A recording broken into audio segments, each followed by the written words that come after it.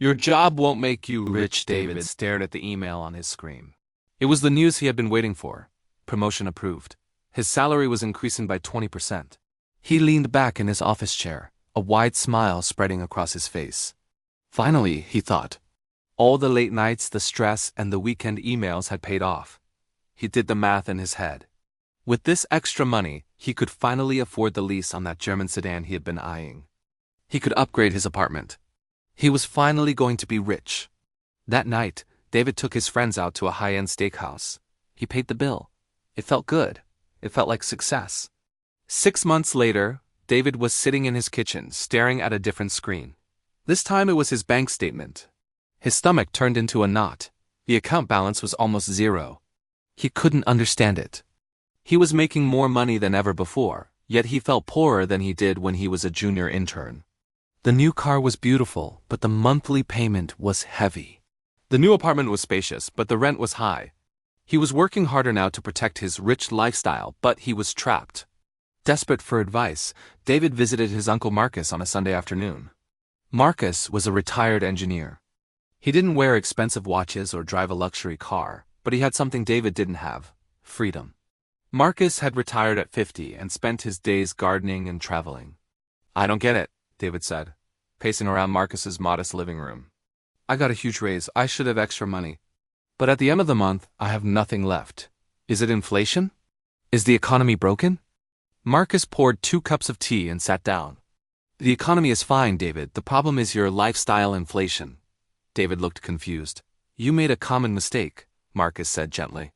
"You think a high salary makes you rich. It doesn't. A high salary just makes you a person who handles a lot of money. Wealth is what you keep, not what you spend. Right now, you are a funnel. Money pours in from your job, and it pours right out to the car dealership, the landlord, and the restaurants. You are just the pipe in the middle." David felt a bit defensive. "But I work hard. I deserve nice things." "Of course you do," Marcus agreed. "But you have to decide what you want more: looking rich or being free. Your job will never make you rich because your job is trading time for money. If you stop working tomorrow, how long can you survive?" David thought about it. "Maybe 1 month. 2 if I sell the car."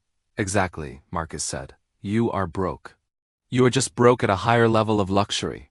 Marcus took out a notepad. "If you want to stop this cycle, you need a new plan. It won't be exciting. It won't get you likes on social media. But it will make you free." He wrote down the first point. "Stop buying liabilities." "A liability is something that takes money out of your pocket every month," Marcus explained. "Your car is a liability. It loses value every day, and it costs you gas and insurance.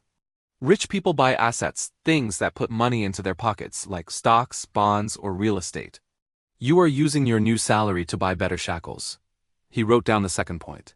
"The 24-hour rule. You are an emotional spender, David. When you see something you want, you get a rush of dopamine. From now on, if you want to buy anything over $50 that isn't food or medicine, you must wait 24 hours.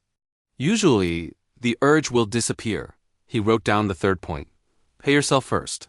Right now, you pay the car company first, the landlord second, and the restaurant third. You get whatever is left over, which is nothing. You need to flip it. As soon as your salary hits your account, automatically move 20% into a separate investment account. That money does not exist for spending. You must learn to live on the remaining 80%. David looked at the list. It seemed restrictive. "If I do this, I'll have to budget. I won't be able to go to those expensive dinners every week." "Yes," Marcus said. "It will feel like a step backward. Your friends might think you are struggling because you aren't upgrading your phone every year. But this is the price of freedom." David left his uncle's house feeling sober.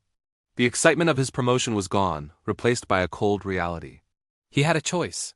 He could keep pretending to be rich, or he could actually build wealth. The next day, David did something painful. He returned the German sedan. The penalty fee was expensive, and the salesman looked at him with pity, but David did it. He bought a used, reliable Japanese car instead. He felt embarrassed driving it to work. When his colleagues asked, "What happened to the new car?" he lied and said it wasn't the right fit. His ego took a bruise. He set up an automatic transfer. Every payday, money moved silently into an index fund. He didn't touch it. The first year was boring. Extremely boring. David watched his friends go on luxury vacations to Bali and Europe, posting photos of champagne and sunsets. David stayed home. He cooked his own meals. He read books on investing. He felt like he was falling behind. He often wondered if Uncle Marcus was wrong. Maybe he was just being miserly. But then, year 3 arrived. The company announced a massive restructuring. Bad news, layoffs were coming. The office was in a panic. People were crying in the break room. David's colleague, the one with the brand new luxury SUV and the expensive watch, was sweating. "I can't lose this job," the colleague whispered, his hands shaking. "I have a mortgage. I have 3 credit cards maxed out. If I miss one paycheck, I'm ruined." David felt a strange sensation in his chest. It wasn't panic. It was calm. He checked his investment account. After 3 years of aggressive saving and compound interest, he had enough money to cover his expenses for a full year. If he got fired, he would be fine. He wouldn't lose his home. He wouldn't starve. He realized then that Uncle Marcus was right. The expensive car didn't make him feel powerful. The expensive watch didn't make him feel secure. This money, this boring, invisible money sitting in an investment account, made him feel powerful.